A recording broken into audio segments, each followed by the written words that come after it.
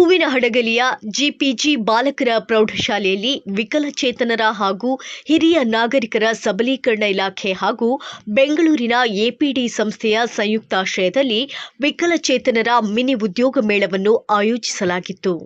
ಕಾರ್ಯಕ್ರಮವನ್ನು ಉದ್ಘಾಟಿಸಿ ಮಾತನಾಡಿದ ತಾಲೂಕು ಪಂಚಾಯಿತಿ ಕಾರ್ಯನಿರ್ವಾಹಕ ಅಧಿಕಾರಿ ಜಿ. ಪರಮೇಶ್ವರ್, ಗ್ರಾಮೀಣ ಭಾಗದ ಅರ್ಹ ವಿಕಲಚೇತನರಿಗೆ ಇಂತಹ ಅವಕಾಶ ಸಿಕ್ಕಿರುವುದು ಹಡಗಲಿ ತಾಲೂಕಿನ ಸೌಭಾಗ್ಯ.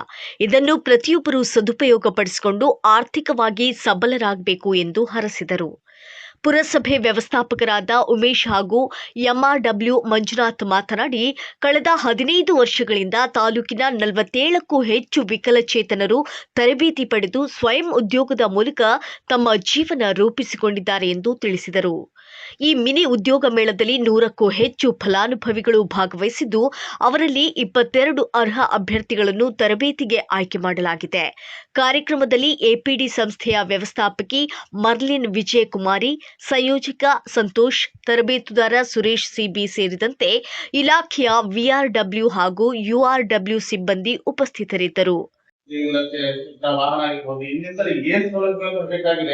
ಕೇವಲ ಬೆರಳೆಣಿಕೆಯಲ್ಲಿ ಮಾತ್ರ ಹೊರತಾಗಿ ಎಲ್ಲರೂ ನಾನು ಈ ಯೋಜನೆಯಲ್ಲಿ ಸಾಕಷ್ಟು ನಮ್ಮ ಸಹಿತ ನಾನು ಮಾಡಿದ್ದೀನಿ ಅಂತ ಹೇಳಿ ಆ ನಿಟ್ಟಿನಲ್ಲಿ ನಾವು ನೋಡಿದಾಗ ಸಂಪೂರ್ಣವಾದಂತ ನಮ್ಮನ್ನು ನಾವು ತೊಡಗಿಸಬೇಕು.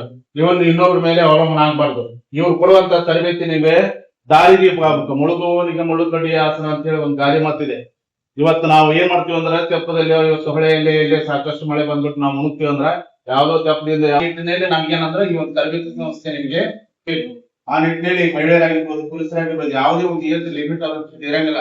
ಅವರು ಪ್ರತ್ಯೇಕವಾಗಿ ಒಂದು ಬೆಂಗಳೂರಲ್ಲಿ ಸಂಸ್ಥೆ ಮುಖಾಂತರ ಬೇರೆ ಬೇರೆ ಚಟುವಟಿಕೆಗಳಿಗೆ ಬೇರೆ ಬೇರೆ ತರಬೇತಿಯನ್ನು ಆಯೋಜಿಸಿ ನಿಮ್ಮಲ್ಲಿ ಇರ್ತಕ್ಕಂಥ ನಾವು ಬೆಳೆಸಬೇಕು. ಮಾನಸಿಕವಾಗಿ, ದೈಹಿಕವಾಗಿ ಎಲ್ಲಾ ರೀತಿಯಿಂದ ನಾನು ಗುರಿ ಮುಟ್ಟಬಲ್ಲಿ ಅನ್ನುವಂಥದ್ದು ಸದುದ್ದೇಶ ಮತ್ತು ನಿಖರ ಸುದ್ದಿಗಾಗಿ ನೋಡ್ತಾ ಇರಿ ವಾಯ್ಸ್ ಆಫ್ ವಿಜಯನಗರ.